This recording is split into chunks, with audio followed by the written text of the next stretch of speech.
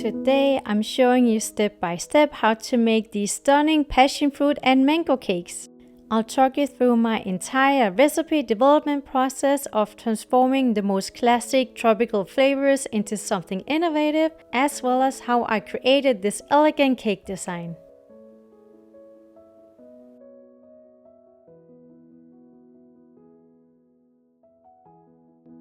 My name is Louise and I'm a self-taught cake artist. In this video, I'm going to show you how to create the most delicious passion fruit, mango and coconut Petit Gateau. These small cakes bring together my very favorite tropical flavors, passion fruit, mango and coconut. And they have the perfect mix of textures, a little crunch, something smooth and something creamy. Not to mention that I'm obsessed with this cake design that I think frames the cakes in the most elegant way. I'm going to show you the process behind developing this cake recipe, how I have combined different flavor profiles and textures, and what makes these cakes the ultimate tropical dessert. To make these cakes, I'm also going to show you how to master the following techniques. How to make a crispy coconut lime paté sablée, a crunchy coconut lime layer, a fresh mango compote, a smooth passion fruit mousse, a super creamy passion fruit mango with ganache, and a beautiful ribbon piping pattern. And if you like this video, make sure to subscribe so you don't miss any new tutorials. I'm going to show you how to make the following layers: coconut lime paté sablée, coconut lime crunch, fresh mango compote, passion fruit mousse, white chocolate shell, mirror glaze, passion fruit and mango with ganache, and chocolate decoration. Okay, let's get started.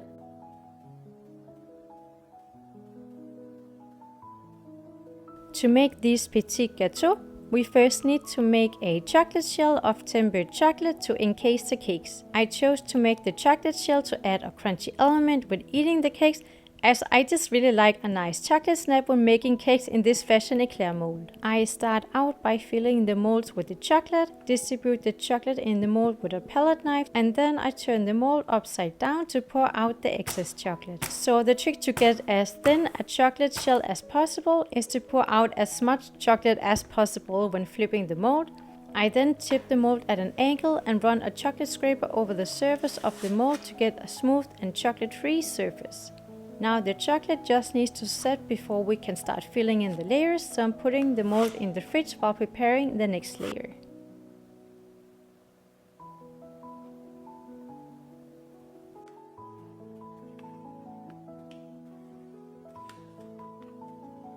To add a rich passion fruit flavor to the cake, I decided to make a passion fruit mousse. I love this passion fruit recipe that I only make with passion fruit puree and sugar, instead of white chocolate as the base. Some fruit mousse recipes will include white chocolate, but I just personally prefer a more pure and prominent fruit flavor. I start out by heating passion fruit puree and sugar to the boiling point and stir in soaked gelatin.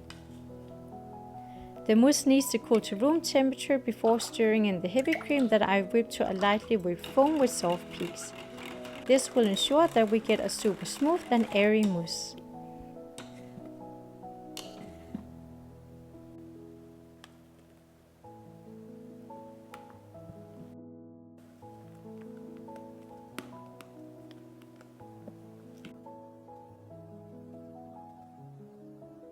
I pour the mousse in a piping bag, as it's then easier to distribute the mousse in the mold. I fill 1/3 of the mold with the mousse, so there will be the same amount of each layer in the cakes.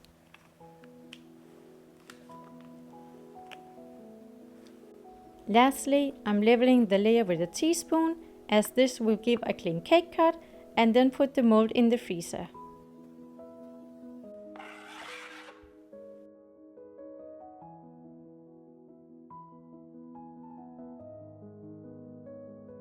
I wanted to pack these small cakes with a strong mango flavor as well, and what is better at that than fresh mango?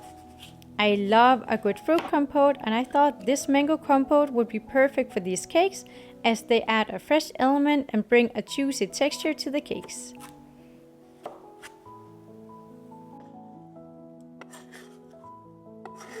Instead of gelatin as the setting agent, I prefer to use pectin when making fruit compotes, as I think this creates a softer and more natural texture compared to gelatin that gives a more jelly texture.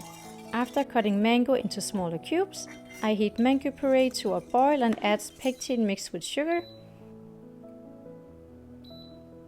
I then boil the compote for a few minutes until it becomes very thick, as a too soft puree will make the compote too liquid, which will affect the crispiness of the coconut crunch layer under the compote. I fill another 1/3 or half of the remaining mold with the compote, level the surface with a teaspoon again, and put the cakes back in the freezer, as the compote needs to set before the next layer can be added.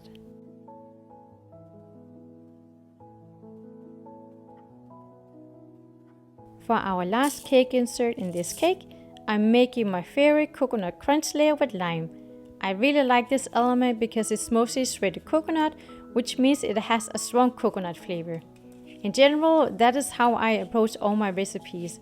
If something says it's coconut, it really has to taste like coconut. To make the crunch, I'm mixing shredded coconut with condensed milk, lime zest to add a bit of freshness, and salt before filling the cakes with the crunch. I was actually debating whether to include 2 coconut elements into the cakes to increase the flavor.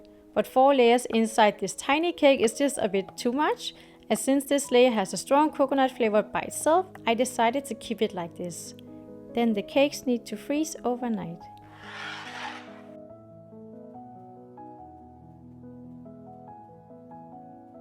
To decorate the cakes and give them a creamy texture besides the mousse, I ended up making a whipped ganache. I was considering whether to make a cremeux instead, but I wanted something a bit more light and airy, which is why I went with the whipped ganache. So I used my favorite whipped ganache recipe where I added mango and passion fruit puree for this tropical dessert. I make it by starting out soaking gelatin. I prefer to add a bit of gelatin to a whipped ganache like this, as it just makes it more stable for piping for this kind of cake. We then heat heavy cream, passion fruit puree and mango puree almost to a boil and pour it over white chocolate. I then add cold heavy cream and stir to combine. And then it needs to set overnight before we decorate the cakes.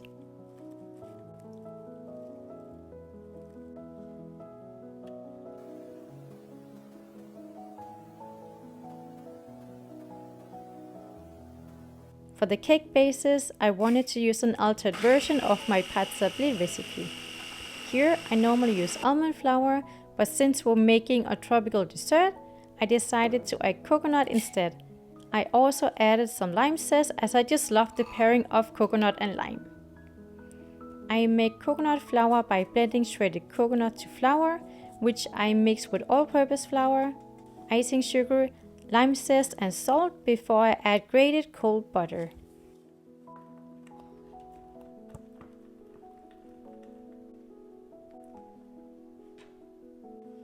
I mix the butter with the dry ingredients until the dough has a sand-like texture and there's no big pieces of butter left. Then I briefly, and only briefly, collect the dough with the egg, as we don't want to over-knead the dough. This is important as we don't want to heat up the butter, as this can make the dough too elastic and compromise the tender texture that we're going for. We then roll out the dough between 2 pieces of baking paper and let it set in the fridge for 2 hours before starting to cut the cake bases.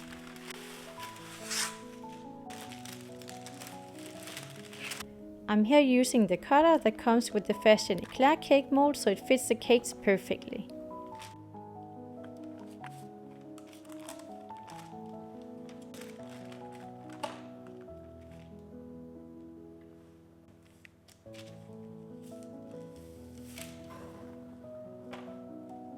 Lastly, I bake the cakes for 10 to 12 minutes at 175 degrees until golden, and let them chill on a baking cooling rack.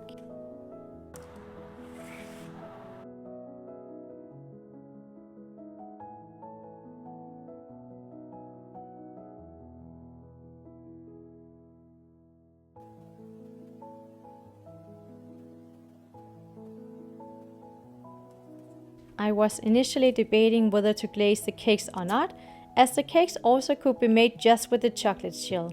However, I felt that the chocolate shell in combination with the chocolate swirl just would look a bit too bland and not really stand out. So to make a contrasting element, I decided to add a mirror glaze to encase the cakes. I created a glaze in colors similar to the chocolate shell to resemble the passion fruit and mango inside. I make this by soaking gelatin, heating sugar, water, heavy cream and glucose syrup almost to a boil before pouring it over white chocolate.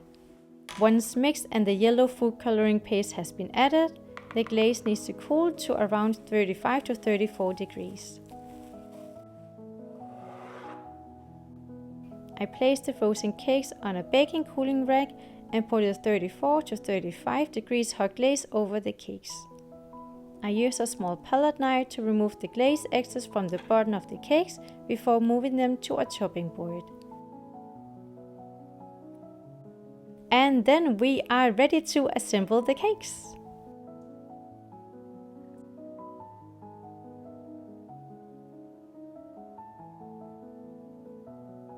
For the assembly, I had a lot of thoughts because I had a very specific idea about the design and I was a bit worried if it would work out exactly as I imagined. I was worried that the chocolate swirl would crack and how could I move the glazed cakes that at this point would have defrosted a bit onto the paté sablée base. So I thought a lot about the assembling process and how to make it work in an efficient way that also would work out in the final recipe. I found a process that worked out great, which I want to share with you. So after the glaze on the cake has set, I whipped the passion fruit and mango with ganache to a thick consistency, put it in a piping bag with a petal pastry tip, and pipe a layer on top of the cakes in a ribbon pattern. The next step is to place a chocolate swirl on the paté sablée base and make it stay in place by putting it in between two glasses. I then insert a small palette knife under the bottom of one glazed cake and with a steady hand carefully insert it inside the swirl on the paté sablée base. In this way, the weight from the cake will hold down the swirl. When extracting the palette knife, I use a meat needle to lift the cake in order to pull out the palette knife. And if you want to learn more about how I create the chocolate swirls for these cakes, you can check out my online chocolate decoration courses on my website. In the courses, I also teach you how to temper chocolate and how to create my 10 signature decorations that I use on all my cakes. Lastly, I decorate with flowers and flower leaves that are fastened with a bit of glucose syrup.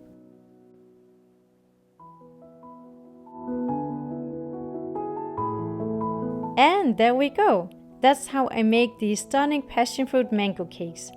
I love all the contrasting elements of the inside and the outside of the cakes. The tropical flavors give the perfect flavor balance with something fruity from passion fruit and mango, something fresh from the lime, and something nutty from the coconut. All in all, the perfect little Petit Gateau with an outstanding cake design. All my favorite tropical flavors in one, passion fruit, mango and coconut. I love the freshness from the passion fruit that gives a bit of acidity as well. Like I love there's so much fresh shredded coconut in it.